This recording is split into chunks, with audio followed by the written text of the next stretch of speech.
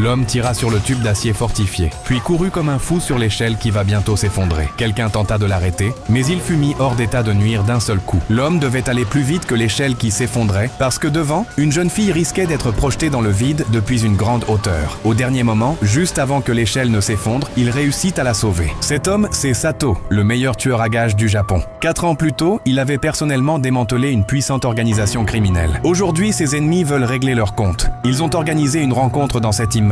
Sato atteint le bâtiment et active immédiatement son mode assassin. Lorsqu'il ouvre la porte d'un bureau, un dispositif piégé se déclenche. Des grenades dissimulées se déclenchent. Sato referme la porte juste à temps. L'explosion dévaste la pièce et la violente onde de choc arrache la porte. Sato saute alors et se projette depuis le 8e étage. Alors que ses ennemis pensaient que leur plan avait fonctionné, Sato réapparut au 6e étage. Il passe aussitôt au plan B. À cet instant, de nombreux tueurs cachés dans la foule étaient déjà positionnés à chaque étage pour l'éliminer. Sato se déplace immédiatement vers la pièce suivante. Les tueurs y ont déclenché des explosifs et ont pénétré dans la salle équipée de masques à gaz. À ce moment-là, Sato se cacha sur le balcon. Il est immédiatement pris pour cible par des snipers postés dans l'immeuble d'en face. Il tenta de fuir le long du balcon, mais même les ouvriers sur l'échelle sont en réalité des tueurs déguisés. Ils ouvrirent le feu sur Sato. L'homme se replia à l'intérieur. Lorsqu'il passa près du lit d'un vieil homme malade, il prit soin de le couvrir. Malgré le danger, il resta fidèle à son humanité. Les tueurs avancèrent lentement vers lui. Sato descendit alors au 3e étage, mais celui-ci était rempli d'ennemis. Il sauta et traversa une ouverture vers l'étage inférieur. Les tueurs se penchèrent pour regarder vers le bas, mais Sato en attrapa un par le col et le projeta dans le vide. Un autre le suivit, Sato le neutralise en plein air. Le tueur sort une grenade, prêt à mourir avec lui. Sato lui arracha la grenade et jeta à la fois l'arme et le tueur vers le bas. Il continua sa chute à travers le vide.